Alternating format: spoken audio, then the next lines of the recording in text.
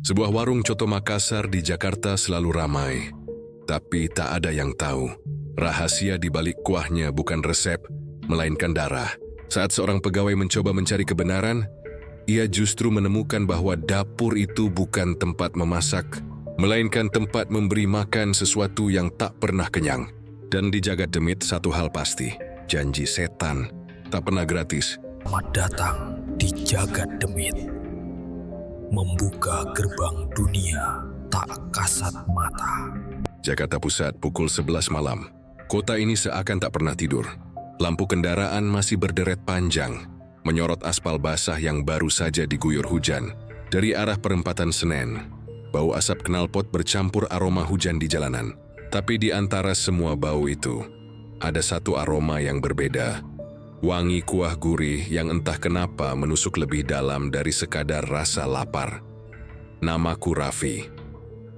Seorang pembuat konten misteri di YouTube. Sudah bertahun-tahun aku menjelajahi gang sempit, pasar malam, dan warung-warung tua demi satu hal, kisah nyata yang membuat bulu kuduk berdiri. Malam itu aku tak berniat membuat liputan. Aku hanya ingin mencari makan, tapi takdir membawaku ke tempat yang tak seharusnya aku datangi. Warung itu berdiri di tepi jalan kecil, tak jauh dari stasiun Pasar Senen. Sebuah bangunan sederhana berdinding seng dan tripleks, dengan papan nama lusuh bertuliskan, Warung Coto Makassar Pak Haris. Huruf-hurufnya sudah pudar, tapi cahaya dari dalam warung itu, anehnya tampak hangat dan memanggil. Dari luar, aku melihat beberapa orang masih makan. Padahal jam sudah hampir tengah malam. Aku pikir mungkin warung ini memang buka 24 jam. Tapi yang membuatku heran bukan itu, melainkan jumlah pelanggannya. Warung kecil itu hanya punya 4 meja, tapi setiap meja penuh. Dan anehnya, tidak ada satu pun yang terlihat menunggu. Seolah setiap kali ada orang keluar, kursinya langsung diisi lagi oleh pelanggan lain. Tidak ada jeda, tidak ada waktu kosong. Aku melangkah masuk. Begitu duduk, udara panas dari dapur langsung menyentuh wajahku. Ada bau kuah daging yang kuat berpadu dengan sesuatu yang sulit dijelaskan. Bukan bau amis, tapi seperti bau besi panas. Aku mencoba menepisnya, menganggap itu hanya perasaanku saja. Seorang pria paruh baya keluar dari dapur sambil membawa mangkuk besar. Tubuhnya tegap, kulitnya gelap, rambutnya mulai memutih di sisi pelipis. Senyumnya ramah tapi matanya tajam, seperti menatap lebih dalam dari yang seharusnya. "Coto satu, Mas?" tanyanya dengan suara berat. Aku mengangguk. "Yang asli Makassar ya? Kuah kental, dagingnya empuk." "Siapa?" jawabku mencoba tersenyum. Ia tersenyum balik, tapi ada sesuatu di matanya yang membuat dadaku terasa berat. Namanya Pak Haris. Di spanduk lusuh itu tertulis, Coto Makassar asli resep keluarga. Aku memperhatikan sekeliling. Di tembok ada beberapa foto lama. Lelaki muda mengenakan sarung berdiri di depan perahu kayu. Seorang wanita berhijab tersenyum di ladang. Dan satu foto agak baru. Pak Haris sendiri berdiri di depan warung ini bersama seorang wanita dan anak kecil. Kuah coto datang beberapa menit kemudian. Warnanya coklat tua dengan minyak berkilat di permukaan. Aroma rempahnya kuat sekali, membuat perutku bergolak. Aku mengambil sendok, mencicipi sedikit. Rasanya luar biasa. Ada gurih yang dalam, seperti kaldu daging yang dimasak berjam-jam. Tapi di balik lezatnya itu, ada sensasi aneh di lidahku. Getar kecil seperti rasa logam. Aku memandang ke arah dapur. Tirai kainnya setengah terbuka. Dan di baliknya tampak bayangan seseorang sedang memotong sesuatu di atas talenan. Gerakannya cepat dan berulang. Tapi anehnya tak terdengar suara pisau menghantam kayu. Hanya suara basah, lembek, seperti pisau masuk ke daging yang terlalu lunak. Aku menelan ludah, lalu mencoba berbicara. "Pak, warungnya ramai banget ya. Tengah malam juga masih penuh." Pak Haris tersenyum dari balik meja kasir. "Kalau rezeki mas nggak kenal waktu. Yang penting jaga resep, jaga niat." Aku tertawa kecil, berusaha mencairkan suasana. Tapi saya heran. Jam segini kok masih ramai terus? Emang pelanggan tetap ya? Dia menatapku sesaat sebelum menjawab. "Pelanggan lama, Mas. Sudah biasa datang. Bahkan sebelum saya buka warung ini." Kalimat itu membuatku terdiam. Aku menatap satu meja di sudut ruangan. Ada seorang laki-laki tua duduk sendirian, mengenakan baju putih longgar dan kopiah hitam. Ia makan pelan-pelan tanpa bicara. Tapi yang aneh, aku merasa baru saja melihat dia berjalan masuk. Padahal pintu warung tidak pernah terbuka sejak aku datang. Mataku beralih ke jendela kaca di sebelahnya. Dari pantulan, aku bisa melihat bayanganku sendiri. Tapi tidak ada bayangan pria tua itu di sana. Aku menarik napas panjang. Mungkin aku capek. Tapi saat aku menatap ke meja itu lagi, mangkuknya sudah kosong. Orang tua itu sudah tidak ada. Kursinya masih sedikit bergoyang. Seperti baru saja ditinggalkan. Aku memanggil pelayan muda di belakang meja. Namanya Rino. Remaja berumur sekitar 20 tahun. Wajahnya pucat dan matanya sayu. Mas tadi yang duduk di situ, mana ya? Dia menoleh ke arah meja kosong itu sebentar. Lalu cepat-cepat menunduk. Sudah pulang mas, bapak itu langganan. Langganan siapa? Rino tidak menjawab. Dia hanya menelan ludah dan berjalan ke dapur. Seolah ingin menghindar dari pertanyaanku. Aku kembali menatap ke arah Pak Haris, yang kini sedang berbicara dengan seorang pembeli. Wajahnya tampak tenang, tapi di sela-sela senyumannya ada sesuatu yang membuatku tidak nyaman. Mungkin karena matanya, tatapan yang lama, terlalu lama, seakan tahu bahwa aku sedang mencurigainya. Malam semakin larut. Angin dari luar masuk membawa aroma yang sulit dijelaskan. Aroma kuah daging bercampur tanah basah dan darah. Aku menatap kembali ke mangkukku yang kini hampir habis. Kuahnya mengental, warnanya semakin gelap. Entah kenapa aku merasa seperti sedang meminum sesuatu yang tidak seharusnya diminum manusia. Sebelum pergi, aku sempat melihat ke dapur sekali lagi. Di balik tirai itu aku yakin ada mata yang menatapku dari kegelapan.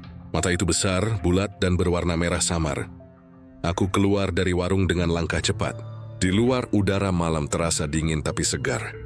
Namun aroma dari dalam warung itu masih menempel di ujung hidungku.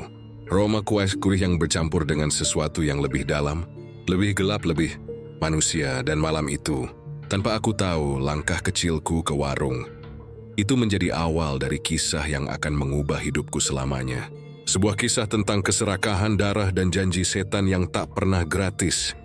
Sejak malam pertama itu pikiranku tak tenang. Entah kenapa bayangan warung itu terus muncul di kepalaku. Aroma kuahnya, wajah Pak Haris, dan sosok laki-laki tua yang makan tanpa bayangan. Semuanya seolah menempel di ujung ingatanku. Keesokan paginya, aku mencoba menepisnya. Tapi ketika membuka ponsel, di beranda media sosialku justru muncul video pendek dari salah satu akun kuliner. Coto Makassar Pak Haris, legendaris dari Jakarta Pusat, selalu ramai tiap malam. Aku terdiam lama. Wajah Pak Haris tersenyum di layar, memperkenalkan dirinya dengan bangga. Di belakangnya tampak ramai pembeli. Bahkan ada beberapa orang yang wajahnya terlihat buram, seperti tertutup kabut tipis. Aku mengira itu efek kamera, tapi perasaanku berkata lain. Rasa penasaran menuntunku kembali ke sana malam berikutnya. Dan seperti yang kuduga, warung itu masih sama, bahkan lebih ramai dari kemarin. Beberapa pengendara berhenti hanya untuk pesan bungkus. Tapi anehnya, mereka tidak menunggu lama. Setiap kali satu pesanan diambil, sudah ada panci lain yang siap. Seolah dapur itu tak pernah berhenti bekerja. Aku memilih duduk di meja paling pojok, dekat jendela. Dari sana aku bisa mengamati seluruh ruangan. Pak Haris masih dengan senyumnya yang sama. Di belakangnya, Rino mondar-mandir. Wajahnya semakin pucat, kantung matanya hitam seperti kurang tidur berhari-hari. Aku memesan lagi semangkuk coto. Sambil menunggu, aku mencoba membuka obrolan dengan pembeli di sebelahku, pria paruh baya yang makan dengan lahap. Pak, sering makan di sini? Yui mengangguk tanpa menatapku. Iya, tiap malam Jumat pasti ke sini. Enak ya kuahnya. Dia berhenti mengunyah sejenak lalu menjawab pelan. Enak, tapi jangan terlalu sering mas. Lidah bisa ketagihan. Aku menatapnya heran. Ketagihan gimana maksudnya? Dia menatapku sekilas, matanya redup. Kalau sudah biasa, nasi rumah sendiri nggak bakal terasa apa-apa lagi. Setelah itu dia berdiri, meninggalkan mangkuknya yang masih setengah, dan pergi-pergi saya tanpa bayar. Aku menatap mangkuk itu, dan baru sadar. Mangkuknya kosong, kuahnya lenyap, padahal barusan masih penuh. Aku menggigil kecil. Pak Haris muncul dari arah dapur, menatap kursi kosong itu lalu menoleh ke arahku. Biar saya yang beresin mas. Orang itu memang sering lupa bayar. Nada suaranya datar tapi matanya mengunci pandanganku seperti sedang menilai sesuatu. Aku mengangguk pelan. Ketika ia mengangkat mangkuk bekas pelanggan tadi, dari dalamnya menetes sesuatu berwarna gelap. Bukan kuah, tapi seperti darah kental yang sudah mengering. Ia cepat-cepat menyekanya dengan serbet dan tersenyum lagi. Pura-pura tak terjadi apa-apa. Aku berpura-pura tidak melihat apapun. Tapi di dalam dadaku, rasa takut dan penasaran bercampur jadi satu. Aku tahu ada sesuatu di balik warung ini. Sesuatu yang lebih dari sekadar resep keluarga. Malam itu, aku mencoba berbicara dengan Rino, yang sedang mengambil piring-piring kotor. "Mas, warung ini buka sejak kapan sih?" Rino menatapku sebentar lalu berbisik. "Sejak 3 tahun lalu, Mas. Dulu sepi banget. Sampai Pak Haris pulang dari Makassar." "Makassar?" "Iya. Katanya waktu itu beliau sempat ke kampung halamannya. Setelah balik dari sana, warung langsung ramai. Katanya nemu resep asli. Aku bertanya lagi. "Leluhur siapa?" Rino menelan ludah. "Entahlah, Mas. Tapi sejak itu, setiap malam Jumat beliau selalu ke dapur sendirian. Enggak boleh ada yang ikut." "Ngapain?" Dia diam lama. Lalu berkata dengan suara hampir tak terdengar, "Masa?" "Tapi bukan buat dijual." Aku merinding. Tiba-tiba dari arah belakang suara Pak Haris memecah suasana. "Rino, cepat bantu di dapur, jangan banyak ngobrol." Rino tersentak dan bergegas pergi. Aku pura-pura memainkan ponselku. Tapi aku tahu Pak Haris memperhatikan setiap gerakanku. Beberapa menit kemudian, aku mendengar bunyi sendok beradu dari arah dapur. Tapi ada satu bunyi lain yang aneh. Semacam ketukan teratur, lalu lirih seperti seseorang berbisik dalam bahasa yang tidak kupahami. Aku berdiri perlahan, berpura-pura menuju kamar kecil di belakang. Saat melewati dapur, aku menoleh sedikit ke celah tirai. Di dalam sana, kulihat panci besar yang mendidih pelan. Uapnya tebal dan beraroma menyengat. Pak Haris berdiri di depannya. Matanya terpejam, bibirnya komat kamit seperti sedang melafalkan sesuatu. Di sebelahnya ada baskom besar berisi daging mentah. Tapi aku yakin itu bukan daging sapi. Warnanya lebih pucat, dan bentuknya tidak beraturan. Aku menahan napas, tapi kemudian suara itu berhenti. Pak Haris membuka mata, dan seolah tahu aku mengintip, kepalanya berputar perlahan ke arahku. Aku mundur cepat-cepat, berpura-pura berjalan ke toilet. Beberapa saat kemudian aku kembali duduk di meja. Tanganku gemetar. Dari arah dapur aroma kuah itu kembali menyeruak. Semakin tajam, semakin dalam. Di dalam wangi rempahnya, ada sesuatu yang membuat dadaku sesak. Seperti bau daging hangus bercampur darah segar. Ketika aku hendak membayar, Pak Haris menghampiri. "Mas, sering makan di sini aja ya. Kalau suka nanti saya kasih harga khusus." Aku tersenyum canggung. "Resepnya luar biasa, Pak. Asli Makassar ya?" Ya, tertawa kecil. "Iya, Mas. Resep dari nenek moyang saya. Tapi..." Ia menatapku dalam-dalam. "Resep asli itu bukan cuma soal bumbu. Kadang, ada janji yang harus dijaga." Aku tak berani bertanya lebih jauh. Tapi kalimat itu terus terngiang sepanjang perjalanan pulang. Janji yang harus dijaga. Dan malam itu aku bermimpi. Dalam mimpi aku duduk di warung yang sama. Di hadapanku mangkuk coto berisi kuah hitam kental. Aku menyendoknya, dan dari dasar mangkuk itu muncul wajahku sendiri. Pucat dengan mata terbuka lebar. Saat aku terbangun, aroma kuah itu masih terasa di mulutku. Entah kenapa setiap kali mengingatnya, aku merasa seperti sebagian diriku tertinggal di warung itu. Seakan-akan, sekali kau mencicipi coto buatan Pak Haris, kau sudah ikut dalam perjanjiannya. Dan aku baru sadar, malam itu baru awal. Masih ada rahasia besar yang menunggu di balik dapur. Rahasia yang disebut orang-orang sekitar sebagai resep turun-temurun, tapi sebenarnya adalah perjanjian dengan sesuatu yang tidak berasal dari dunia ini. Malam itu udara Jakarta terasa aneh. Panas tapi menggigit seperti mengandung sesuatu yang tidak kasat mata. Aku menatap langit dari balkon kontrakanku di Salemba. Mencoba menepis rasa gelisah yang sejak sore mengendap di kepala. Tapi makin ku coba melupakan, aroma itu justru semakin kuat.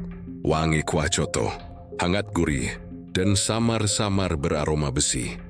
Sudah 3 hari berlalu sejak aku pertama kali datang ke warung Pak Haris. Tapi entah kenapa, aku selalu merasa dipanggil kembali. Bukan karena rasa lapar, tapi karena rasa ingin tahu yang makin menyesakkan dada. Akhirnya aku menyerah. Jam menunjukkan pukul 2 dini hari ketika aku kembali melangkah menuju warung itu. Di sepanjang jalan, Jakarta sudah sepi. Hanya ada beberapa ojek online yang melintas. Dan beberapa gelandangan tidur di emperan toko. Tapi ketika aku tiba di ujung gang, aku mendapati sesuatu yang membuat bulu kudukku berdiri. Warung itu masih buka. Lampunya terang, uap panas keluar dari dapur. Dan lagi-lagi aku ada pelanggan di dalamnya, kupikir aku salah lihat. Siapa yang makan coto jam 2 pagi di tengah minggu begini? Tapi di balik kaca warung, kulihat beberapa orang duduk makan dalam diam. Tak ada yang bicara, tak ada suara sendok, hanya dengung kipas tua yang berputar pelan. Aku melangkah masuk. Bunyi lonceng kecil di atas pintu berdenting pelan. Pak Haris menoleh dari balik meja kasir. Wah, Mas Raffi, malam banget datangnya. Nada suaranya seperti bercampur senyum dan sindiran. Aku berusaha santai. Nggak bisa tidur, Pak. Jadi kepikiran coto Bapak. Dia tertawa pelan. Hehe. Kalau sudah cocok susah berhenti, Mas. Aku duduk di meja yang sama seperti sebelumnya. Di pojok dekat jendela. Dapur masih mengepulkan uap. Aku memesan semangkuk lagi. Kali ini dengan hati-hati memperhatikan sekeliling. Ada 3 pelanggan malam itu. Seorang ibu-ibu dengan daster biru. Seorang lelaki tua yang duduk di sudut dekat dapur. Dan satu anak muda yang terus menatap ke mangkuknya tanpa bergerak. Ketika coto dihidangkan, aku baru sadar sesuatu. Ketiganya makan dengan sangat lambat, tapi mangkuk mereka tidak pernah berkurang isinya. Seolah-olah setiap sendok yang mereka ambil langsung terganti. Aku menatap ke arah Pak Haris, tapi ia tampak tenang saja. Lalu, di tengah keheningan itu, pintu warung terbuka sendiri. Angin dingin masuk, meniup tirai dan membuat lampu gantung bergoyang pelan. Seorang pria tua dengan baju putih lusuh masuk tanpa suara. Tubuhnya kurus, kulitnya pucat, matanya sayu tapi tajam seperti kaca. Ia berjalan perlahan ke meja kosong di depan dapur dan duduk tanpa memesan apapun. Anehnya, tak sampai 1 menit kemudian, Rino datang membawa mangkuk coto dan meletakkannya di hadapan pria itu. Aku sempat berbisik ke Rino. Mas, pelanggan itu belum pesan loh. Rino hanya menunduk. Beliau nggak perlu pesan, Mas. Kenapa? Sudah dijatah, aku tak paham maksudnya. Tapi Rino buru-buru pergi ke dapur, meninggalkan aku dengan tatapan pria tua itu.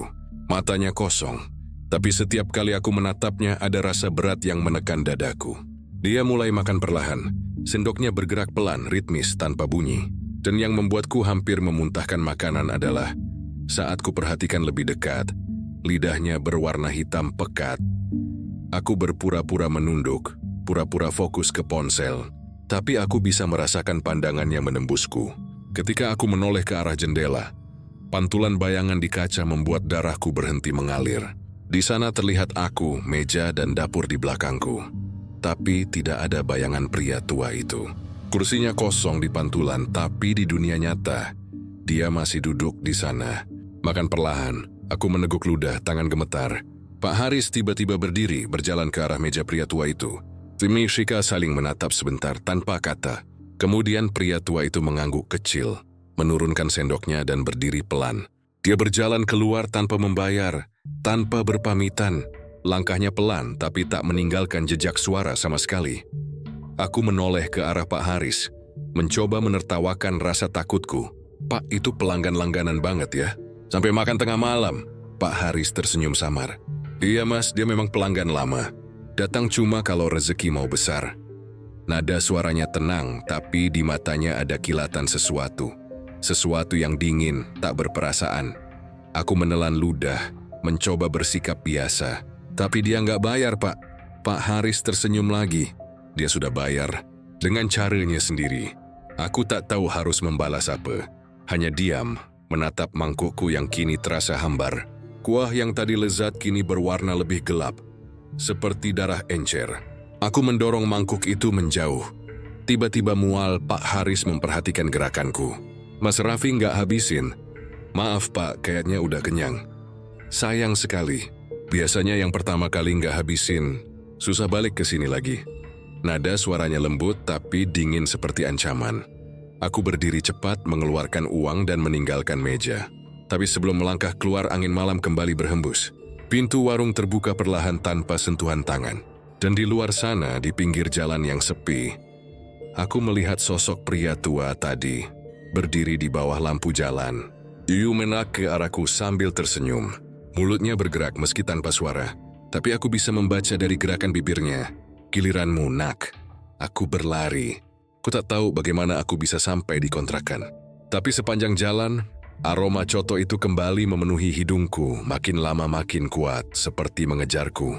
Dan ketika aku menutup pintu kamar, aku mendengar suara sendok beradu dari dapur kecilku sendiri. Suara itu datang dari mangkuk yang tadi kubawa untuk take away. Padahal aku tidak pernah memesannya, kuahnya masih mengepul. Dan di permukaannya, mengapung satu potongan kecil daging berwarna keunguan. Aku mendekat perlahan. Bentuknya mirip lidah manusia. Sudah 3 malam aku tidak bisa tidur. Setiap kali memejamkan mata, aku kembali melihat wajah pria tua itu. Pucat, dingin dengan lidah hitam yang menjulur dari sela bibirnya.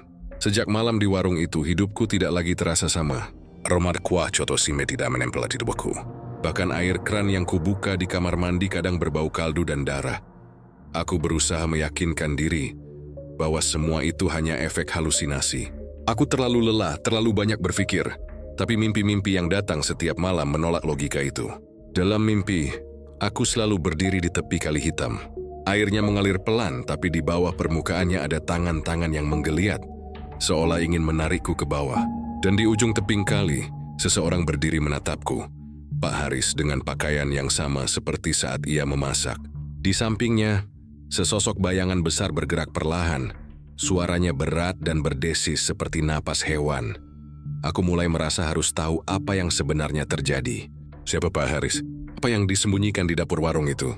Dan siapa sosok tua yang datang makan tanpa membayar? Malam berikutnya, aku memberanikan diri datang lagi. Tapi kali ini aku tidak masuk. Ku hanya berdiri di seberang jalan, memantau dari balik pohon. Warung itu seperti biasa, ramai. Tapi ada sesuatu yang berbeda. Lampunya lebih redup, dan setiap pelanggan yang datang terlihat menunduk. Seperti datang bukan untuk makan, melainkan menunaikan kewajiban. Aku menunggu. Hingga sekitar pukul 11:30 malam, Rino keluar membawa 2 kantong besar hitam. Ia melihat ke kiri dan kanan dengan gugup, lalu berjalan cepat ke arah gang kecil di belakang warung. Tanpa berpikir panjang, aku mengikutinya. Gang itu gelap, hanya ada satu lampu jalan yang berkedip lemah. Rino berjalan cepat, sesekali menoleh ke belakang. Tapi aku bersembunyi di balik tembok. Dia terus berjalan sampai ke ujung gang, lalu menuruni tangga sempit menuju tepi kali. Kali Ciliwung malam itu tampak mengerikan. Airnya hitam pekat, mengalir pelan di antara bebatuan dan sampah yang mengambang.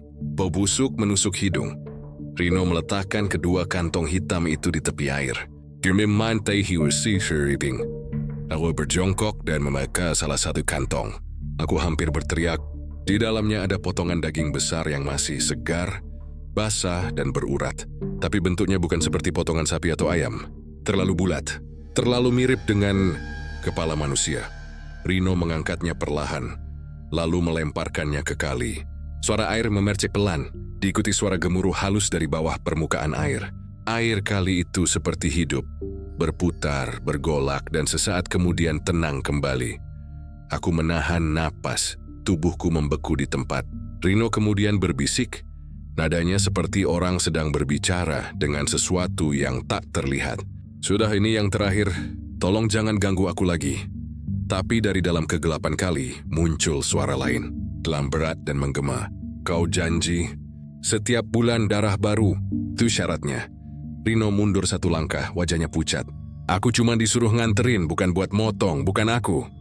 Suara itu tertawa pelan seperti napas yang lewat di telinga. Janji bukan untuk dilanggar, bocah. Kau sudah makan dari kuahnya, sudah jadi bagian dari darahnya. Rino menjerit kecil, menutup telinga. Aku yang menonton dari kejauhan merasa seluruh bulu kuduk berdiri. Suara itu seolah juga berbisik di dekatku, memanggil namaku. Nafi. Aku mundur pelan, tapi tiba-tiba Rino menoleh ke arahku. Matanya lebar, wajahnya penuh ketakutan. Mas Hafi. Astaga, jangan di sini. Mas pergi. Ini tempatnya dia. Aku tidak sempat menjawab.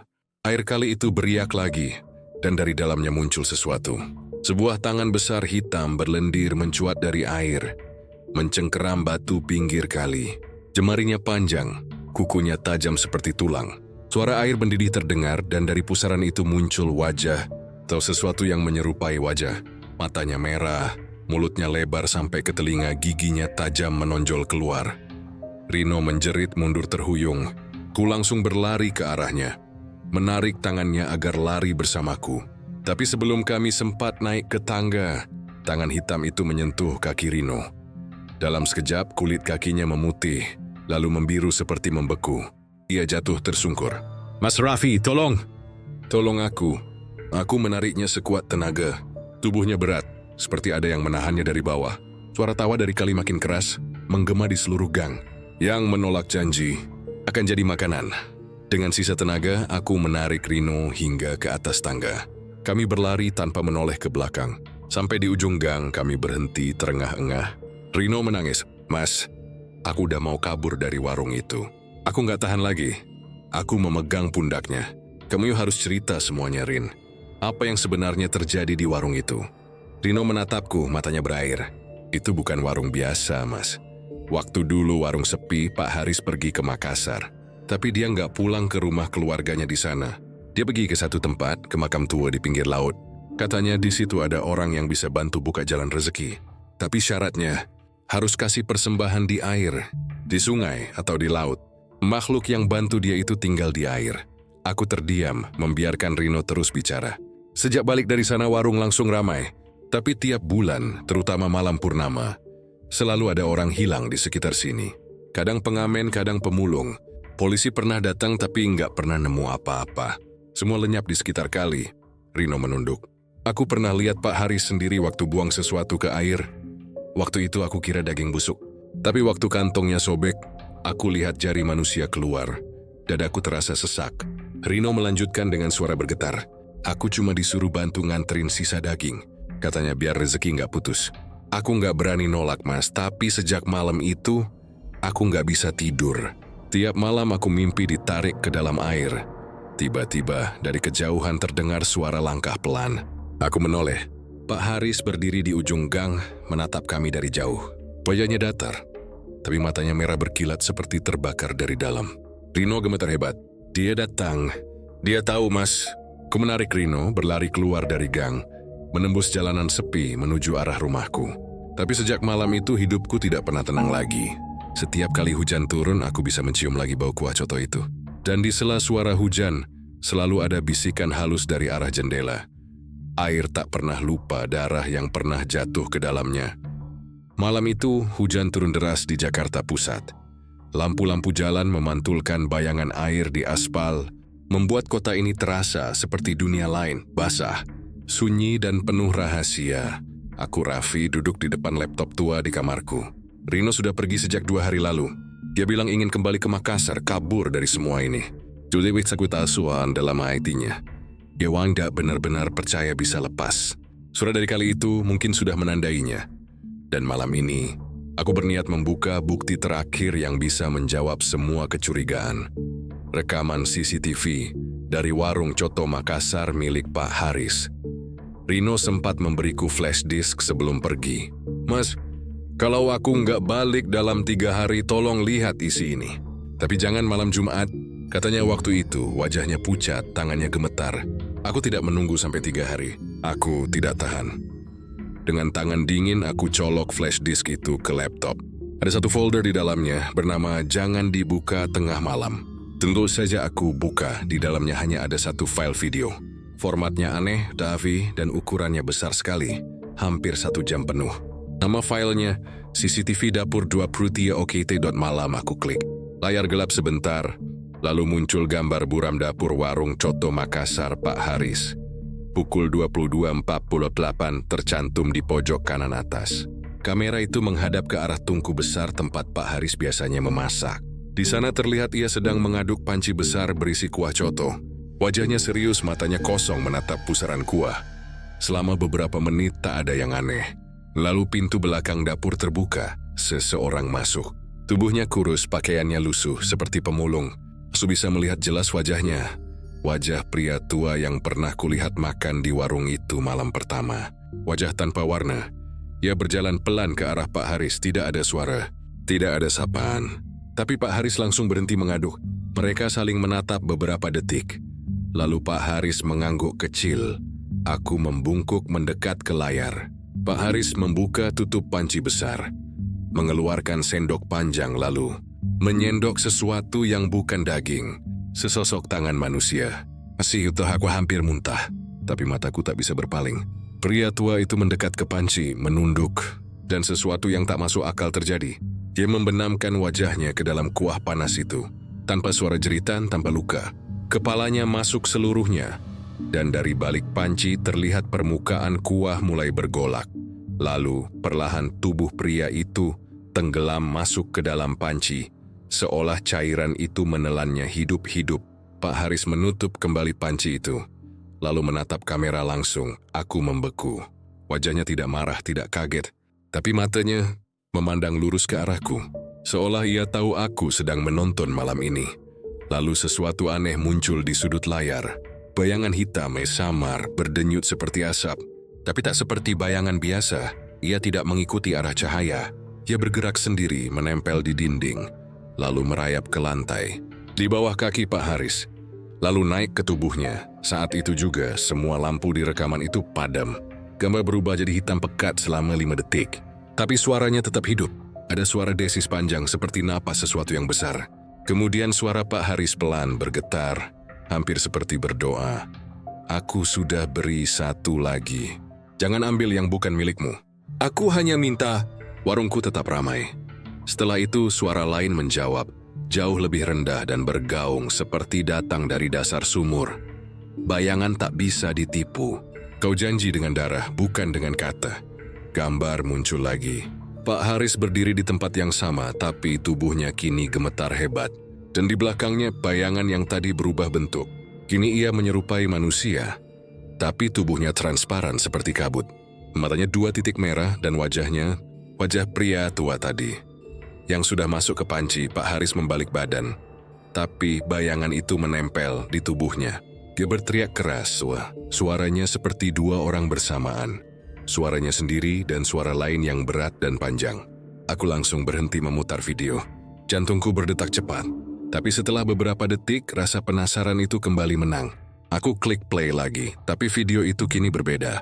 Tayangan bergetar seperti rusak. Gambar meloncat ke menit 59.40, detik-detik terakhir. Kamera menyorot ruang makan warung dari sudut tinggi. Lampu-lampu masih menyala, meja-meja penuh pelanggan. Namun saat kulihat lebih dekat, aku menyadari sesuatu. Semua orang di sana makan seperti biasa. Tapi di lantai di bawah kaki mereka, tak ada bayangan sama sekali. Tak satu pun dari mereka memantulkan bayangan di lantai ubin putih itu. Aku pause, zoom, benar, tidak ada bayangan. Tapi Pak Haris satu-satunya yang memiliki bayangan. Dan bayangan itu tersenyum ke arah kamera.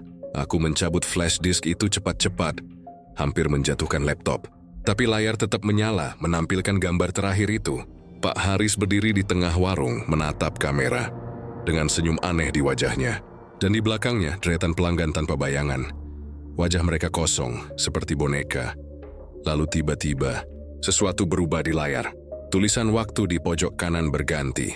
Dari 23 Wimi 9 P9 menjadi 6 Sinaun Meninaun Ninaun Ninau. Dan di bawahnya muncul tulisan baru, yang tidak ada sebelumnya. Tulisan itu merah, seperti diukir darah. Yang menonton sudah jadi bagian. Lampu kamarku langsung padam. Suara kipas berhenti. Dan di layar laptop yang kini gelap, aku melihat pantulan wajahku sendiri. Tapi di belakang pantulan itu ada satu sosok berdiri di belakangku. Samar, tak berbentuk, tapi matanya 2 titik merah menyala. Aku menoleh spontan. Tak ada siapa-siapa. Tapi aroma kuah coto itu muncul lagi. Kuat, hangat, menusuk. Dan dari arah jendela kamar yang setengah terbuka, terdengar suara bisikan pelan. Warung masih buka, Raffi. Bayanganmu belum pulang. Aku tidak tahu bagaimana bisa bertahan sejauh ini. Sejak menonton rekaman CCTV itu, malam-malamku berubah jadi siksaan. Aku tidak lagi tidur di kamar. Aku tidur di ruang tamu dengan lampu menyala penuh. Tapi tetap saja, setiap kali memejamkan mata, aku mencium aroma kuah coto itu. Seolah panci besar Pak Haris kini mendidih di dalam kepalaku sendiri. Rino belum juga menghubungi. Nomornya tidak aktif. Aku sempat berpikir untuk datang ke rumahnya, tapi rasa takut mengalahkan niat. Hingga suatu sore saat hujan baru saja berhenti, Ponselku berdering.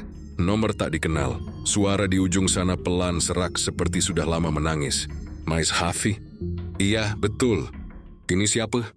Saya, Ibu Nur, ibunya Rino. Aku terdiam. Rino, di mana, Bu? Tanyaku cepat. Ibu Nur menangis. Anak saya, dia nggak pulang ke Makassar, Mas. Dia ditemukan di Kali Ciliwung tadi pagi. Tapi cuma separuh badannya. Dunia seolah berhenti berputar. Ku tak sanggup bicara. Ibu Nur melanjutkan dengan suara yang bergetar. Tolong Mas, sebelum meninggal, Rino sempat kirim surat ke saya. Katanya cuma Mas Raffi yang tahu semuanya. Saya mohon datanglah ke rumah. Duel yang harus saya tunjukkan. Aku datang malam itu juga. Rumah Ibu Nur berada di gang kecil belakang Pasar Tanah Abang. Rumah tua dengan dinding berjamur dan lampu kuning redup. Begitu aku masuk, aroma dupa langsung menyambut, bercampur dengan bau tanah basah. Ibu Nur duduk di ruang tamu, memakai kerudung hitam, matanya sembab. Dinis menyerahkan secarik kertas lusuh, tulisan tangan Rino. Bu, kalau ibu baca surat ini, berarti aku sudah gagal. Warung itu bukan tempat manusia, Bu. Pak Haris bukan lagi manusia biasa. Dia dapat berkah dari laut, tapi bayarannya dari sungai. Setiap bulan harus ada darah. Aku nggak kuat lagi. Tolong bilang ke Mas Raffi, jangan dekati dapur itu. Tanganku gemetar saat membaca. Ibu Nur menatapku lama. Mas, apa yang sebenarnya terjadi di warung itu? Aku menarik napas panjang, lalu menceritakan semuanya. Dari malam pertama sampai rekaman CCTV yang kulihat. Selama aku bicara, Ibu Nur tak memotong. Ia hanya menatap kosong, tangannya meremas tasbih tua di pangkuan. Setelah aku selesai, ia berbisik pelan, saya tahu ini semua. Saya sudah menduganya sejak lama. Aku menatapnya tak mengerti. Ibu Nur menunduk, suaranya nyaris tak terdengar. Pak Haris itu adik saya, Mas, aku membeku. Dulu waktu masih di Makassar, Haris bukan orang jahat. Tapi dia selalu merasa kalah dari orang lain. Warungnya sepi, istrinya meninggal karena sakit. Dia datang ke rumah saya waktu itu minta tolong. Katanya mau cari jalan supaya bisa sukses. Ia menghela napas panjang. Tapi bukan saya yang menolong. Dia pergi sendiri ke Pantai Losari malam-malam. Katanya mau ngalap berkah. Dari tempat yang disebut orang pesisir sebagai Batu Nenek Nyarlina. Di situ orang bisa dapat apapun yang mereka mau. Sel mau memberi balik sesuatu yang bernyawa. Aku terdiam. Ibu Nur menatapku lurus. Sejak dia pulang dari sana, mata Haris berubah. Kadang dia bisa menatap lama ke air berjam-jam. Warungnya tiba-tiba ramai. Tapi setiap kali hujan besar, selalu ada kabar orang hilang di sekitar tempatnya. Ia lalu berdiri, berjalan ke rak tua di ruang tamu, dan mengambil sebuah kotak kayu kecil. Ini, benda yang dia titipkan ke saya sebelum pergi ke Jakarta, katanya. Menyerahkan padaku. Kotak itu berat, warnanya gelap, ada bau amis samar. Saat kubuka, di dalamnya ada sebuah batu bulat hitam sebesar telur ayam. Tapi batu itu bukan batu biasa. Di permukaannya tampak kuratan seperti urat nadi dan bergerak perlahan seolah berdenyut. Ini yang dia dapat dari laut, kata Ibu Nur lirih. Dia bilang ini jimat rezeki. Tapi setiap kali batu ini hidup, berarti waktunya memberi makan. Aku hampir menjatuhkannya. Kenapa ibu masih simpan ini? Karena kalau dibuang sembarangan dia datang sendiri lagi. Jawabnya dengan mata berkaca. Saya sudah coba kubur, buang ke kali, bahkan dibakar. Tapi tiap pagi batu ini selalu ada di dapur. Kadang basah, kadang berdarah. Aku menatap batu itu lama, lalu memutuskan sesuatu yang bodoh tapi sudah tak bisa kuhindari. Bu, kita harus musnahkan ini malam ini juga. Ibu Nur menggeleng cepat. Mas Raffi, jangan. Kalau batu itu dihancurkan sebelum bayarannya datang, makhluknya akan marah. Bukan cuma dia yang dicari, tapi juga orang yang tahu rahasianya. Aku menelan ludah. Tapi kalau dibiarkan, berapa lagi nyawa yang akan jadi korban? Hening. Lalu Ibu Nur menatapku tajam, seperti seseorang yang sudah pasrah pada keputusan berat. Kalau begitu kita harus kembalikan ke asalnya, ke sungai tempat Haris pertama kali memberi tumbal. Kami pergi malam itu juga ke tepi Ciliwung. Hujan turun lagi deras seperti sengaja menutupi langkah kami. Air kali meluap, arusnya deras dan hitam. Ku membawa batu itu di dalam kain putih. Di tepi air, Ibu Nur mulai membaca doa-doa dengan suara serak. Tapi tiba-tiba angin bertiup kencang. Dan di antara gemuruh hujan, aku mendengar sesuatu.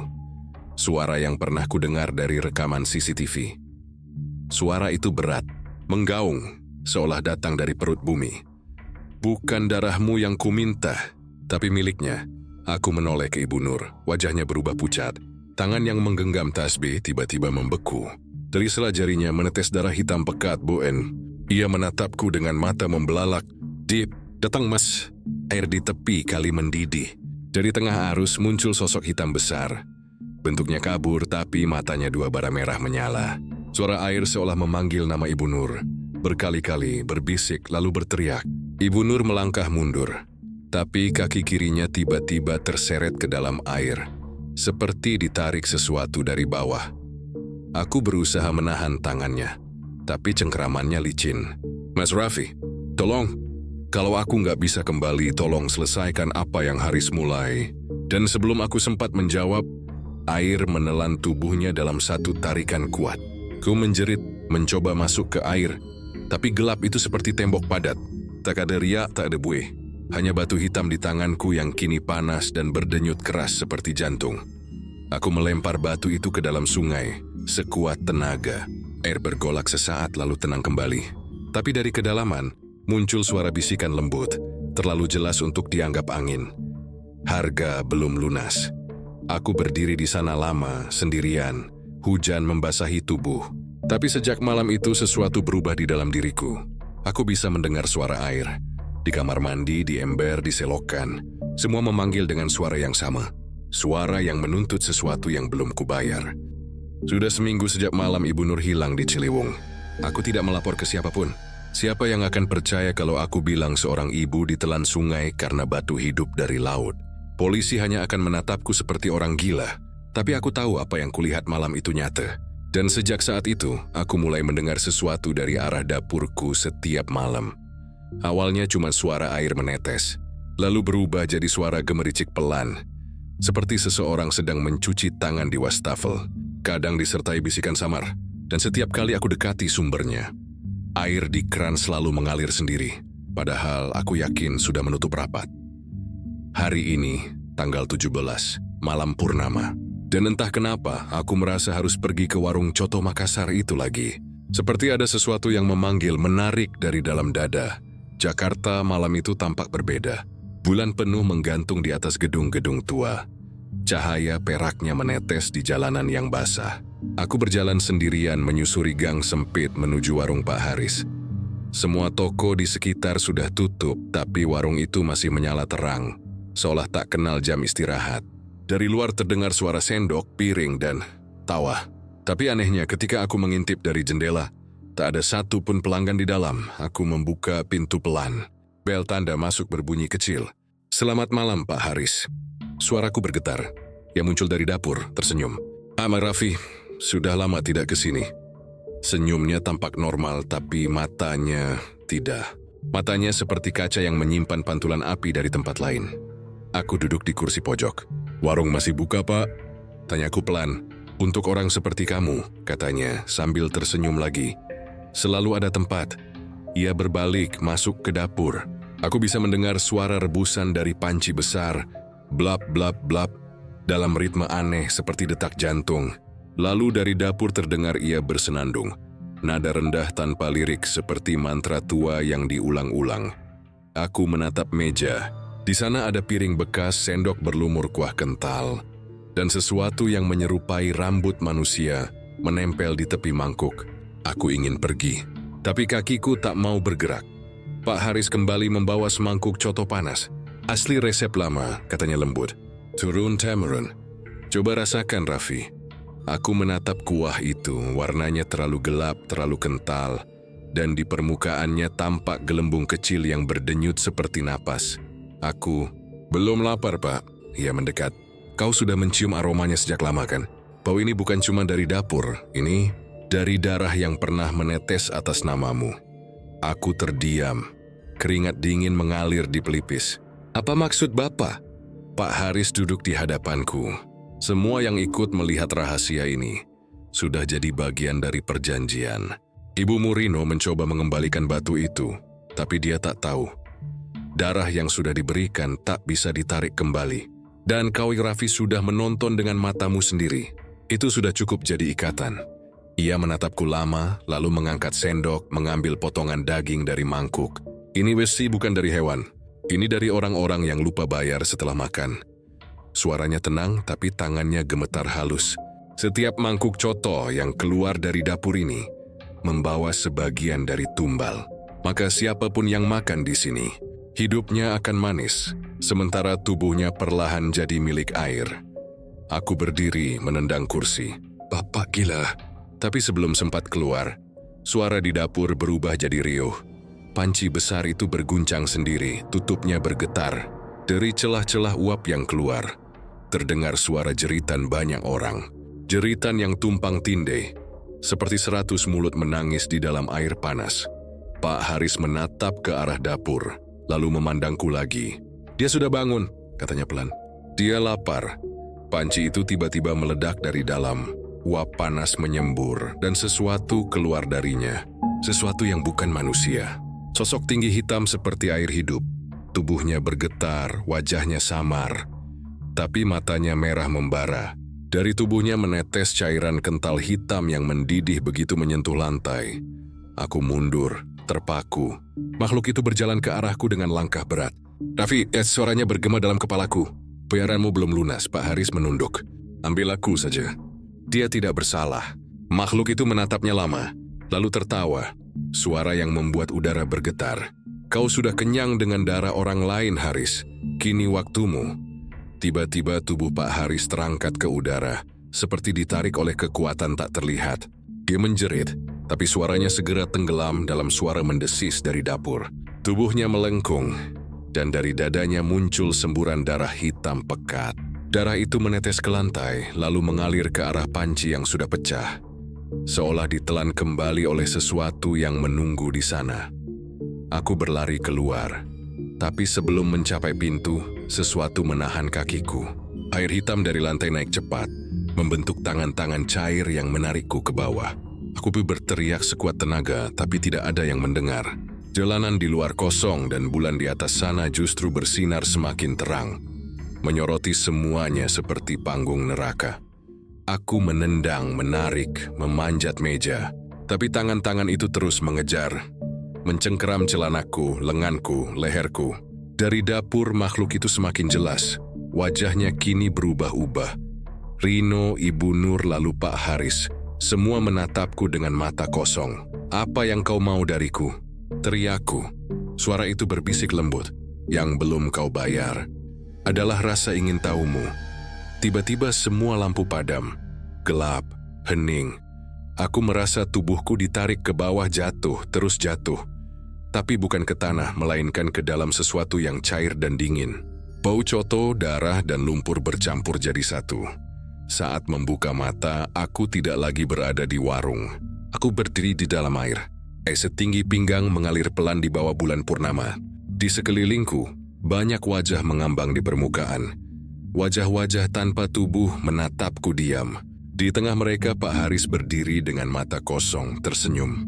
Sekarang kau tahu rasanya jadi bagian dari dapur ini, katanya pelan. Aku ingin berteriak tapi mulutku dipenuhi air. Tubuhku perlahan kehilangan rasa, kulitku mulai memutih, dan pandanganku gelap. Namun sebelum semuanya hilang, aku melihat sesuatu di atas permukaan air. Refleksi warung Pak Haris. Masih berdiri, masih ramai, dengan spanduk besar bertuliskan, Coto Makassar Pak Haris asli resep turun-temurun. Dan di depan warung itu, pelanggan terus berdatangan. Tak sadar bahwa setiap sendok yang mereka nikmati adalah bagian dari perjanjian lama, yang kini menagih tumbal baru. Aku tidak tahu bagaimana aku bisa kembali.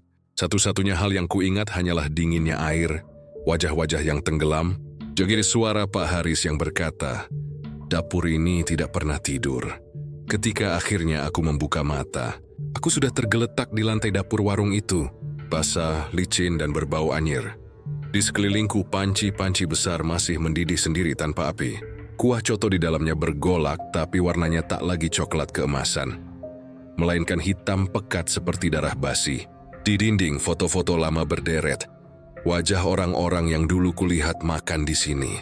Beberapa di antaranya adalah pelanggan yang dilaporkan hilang di berita beberapa waktu lalu. Aku mencoba berdiri, tapi kakiku terpeleset. Tanganku menyentuh sesuatu di lantai. Licin, lembek, dan hangat. Kupandangi dan hampir muntah. Itu bukan kain, tapi kulit. Kulit manusia yang terkelupas rapi seperti lapisan plastik. Dengan pori-pori masih jelas terlihat. Raffi, suaranya pelan, tapi cukup untuk membuat darahku berhenti mengalir. Aku menoleh, dari balik tirai dapur muncul sosok yang pernah kupanggil sahabat, Rino. Tapi wajahnya tidak lagi sama. Kulitnya pucat, matanya hitam seluruhnya tanpa bola putih, dan tubuhnya meneteskan cairan gelap seperti oli. Kau, Messi Maaf, bisikku. Ia tersenyum kaku, bibirnya sobek sampai ke pipi. Tidak ada yang benar-benar mati di warung ini. Ia berjalan pelan, langkahnya berat meninggalkan jejak hitam di lantai. Waktu aku menyelam ke Ciliwung malam itu, aku tidak tenggelam. Aku ditarik ke dasar sungai, ke tempat perjanjian pertama dibuat. Ia mendongak menatapku tajam. Dan sekarang, kau dipilih jadi penerus. Aku mundur beberapa langkah. Aku tidak mau! Aku tidak ada urusan dengan pesugihan kalian. Rino tertawa. Suara tawa itu serak menggema dari dua arah sekaligus. Kau pikir bisa lari? Lihat sekelilingmu, Raffi, semua sudah mengakar. Bahkan napasmu sekarang bau kuah coto itu. Aku mencoba mencari jalan keluar, tapi pintu dapur kini tertutup rapat, seperti menyatu dengan tembok. Dari atas terdengar suara gemericik. Langit-langit mulai meneteskan cairan hitam, menetes ke panci-panci besar yang mendidih tanpa henti. Dari uapnya muncul bentuk, wajah manusia yang seperti meleleh, berbisik tanpa suara. Tiba-tiba salah satu panci bergetar keras. Tat, tat, tat. Lalu meledak, menyemburkan kuah ke segala arah. Tapi kuah itu hidup, menggumpal di udara, memanjang, membentuk lengan, lalu bahu, lalu kepala. Makhluk dari kuah cotonot tubuhnya terbentuk dari cairan hitam kental, menggeliat seperti daging yang masih hidup. Di dalam tubuhnya terlihat potongan tulang dan mata yang terus bergerak, seperti masih mencari jalan keluar. Makhluk itu membuka mulut lebar, dan dari dalamnya keluar suara mendesis bercampur bisikan manusia. Raffi, gantian kau yang masak malam ini. Aku menjerit dan melempar pisau dapur ke arahnya. Tapi pisau itu langsung meleleh sebelum menyentuh tubuhnya. Makhluk itu melangkah pelan, setiap pijakannya meninggalkan bekas luka di lantai. Seperti terbakar dari bawah, Rino berdiri di belakangnya. Kini wajahnya meleleh perlahan. Kau tidak bisa menghentikan yang sudah dijanjikan, Raffi. Ia lapar setiap malam purnama. Dan satu-satunya cara agar ia tenang adalah memberi darah baru. Makhluk itu semakin dekat. Ku meraih panci di dekatku, melempar isinya ke arah wajahnya. Tapi justru dari panci itu keluar tangan lain, mencengkeram pergelangan tanganku dan menarikku mendekat. Kulit tanganku terbakar, bukan oleh panas tapi oleh sesuatu yang hidup di dalam cairan itu. Seolah ada ribuan lintah kecil menggigit di bawah kulitku. Aku berteriak. Rino menatapku, matanya berlinang cairan hitam. Maaf, Raffi, ini bukan salahmu, tapi setiap warung punya resep rahasia. Dan resep ini butuh manusia. Makhluk itu tiba-tiba menelusup ke arahku dengan cepat. Tubuhnya memanjang seperti ular air. Aku berusaha lari, tapi cairan hitam itu sudah menelan kakiku sampai lutut, dingin, licin. Tapi terasa seperti ada jari-jari yang bergerak di dalamnya. Aku menatap ke arah panci besar terakhir, sumber dari semua ini. Dari situ muncul wajah Pak Haris, separuh tubuhnya menyatu dengan kuah. Warung ini tidak boleh sepi, katanya dengan senyum hampa. Setiap generasi harus menjaga dapur tetap hidup. Aku berteriak sekuat-kuatnya, menarik diri dari genangan, tapi lantai dapur berubah jadi rawa hitam yang berputar. Dari permukaan cairan itu muncul kepala-kepala yang terus bergantian. Pelanggan warung, Ibu Nur, bahkan wajahku sendiri, semua memanggil dengan nada lirih. Tinggal di sini saja, Raffi, rasanya hangat. Aku mengambil obor dari rak belakang dan menyalakannya. Aku tidak akan jadi bagian dari ini. Rino menatapku ngeri. Jangan, Raffi. Kalau kau bakar dapur ini, lebih baik semuanya hilang. Aku melempar obor ke arah panci besar. Suara ledakannya bukan seperti minyak terbakar, tapi seperti jeritan manusia yang disayat. Api menjalar cepat, membakar seluruh ruangan. Makhluk dari kuah coto itu menggeliat kesakitan, menjerit, tubuhnya mendidih. meletus jadi ratusan gelembung hitam yang menguap ke udara.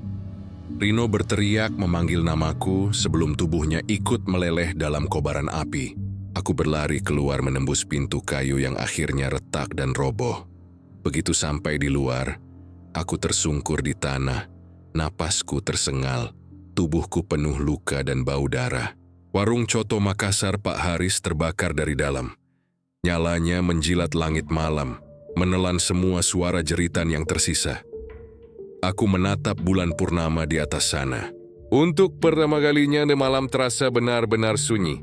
Tapi dari arah sungai Ciliwung, samar-samar aku mendengar suara mendidih, seperti panci yang baru dinyalakan. Masih ada yang lapar. Sudah 3 bulan sejak kebakaran itu. Warung Coto Makassar Pak Haris kini hanya menyisakan puing-puing gosong di tepi Jalan Cempaka Putih, Jakarta Pusat. Setiap kali aku melewati tempat itu, aroma hangusnya masih terasa samar, bercampur dengan bau kuah daging yang entah kenapa tak pernah benar-benar hilang. Polisi menyimpulkan penyebab kebakaran sebagai korsleting listrik di dapur. Dan kasusnya ditutup begitu saja. Tidak ada yang mencari Rino. Tidak ada yang bertanya kemana perginya Pak Haris, seolah mereka berdua memang tak pernah ada. Dan yang paling aneh, setiap warga yang kutanya tentang warung itu selalu menjawab hal yang sama. Warung mana? Di situ dari dulu kosong, Mas. Padahal aku masih mengingat dengan jelas tiap malam aku dan Rino membantu Pak Haris menyiapkan mangkuk, melayani pelanggan, bahkan tertawa bersama sambil makan di dapur. Bagaimana mungkin semua itu cuma bayangan? Beberapa malam terakhir, aku mulai merasa seperti ada yang mengikutiku. Bayangan panjang di belakangku kadang tampak bergerak lebih lambat dari langkahku sendiri. Dan di cermin kamar kontrakanku, aku sering melihat percikan uap tipis setiap kali lewat. Padahal aku tak sedang merebus apapun. Tapi yang membuatku benar-benar takut adalah hari ini. Aku berangkat kerja seperti biasa, naik motor melewati kawasan yang dulu jadi lokasi warung. Dan di sana, aku berhenti mendadak. Karena di atas puing-puing yang dulu hitam dan hangus, kini berdiri warung baru. Spanduknya masih berbau cat baru, warna merah menyala. Dengan tulisan besar, Coto Asli Makassar Bu Nur and anaknya. Di bawahnya tertulis lebih kecil, resep turun-temurun dari keluarga Haris. Darahku langsung dingin. Aku turun dari motor, menatap dari seberang jalan. Warung itu ramai, terlalu ramai. Orang-orang duduk di kursi plastik tertawa makan dengan lahap.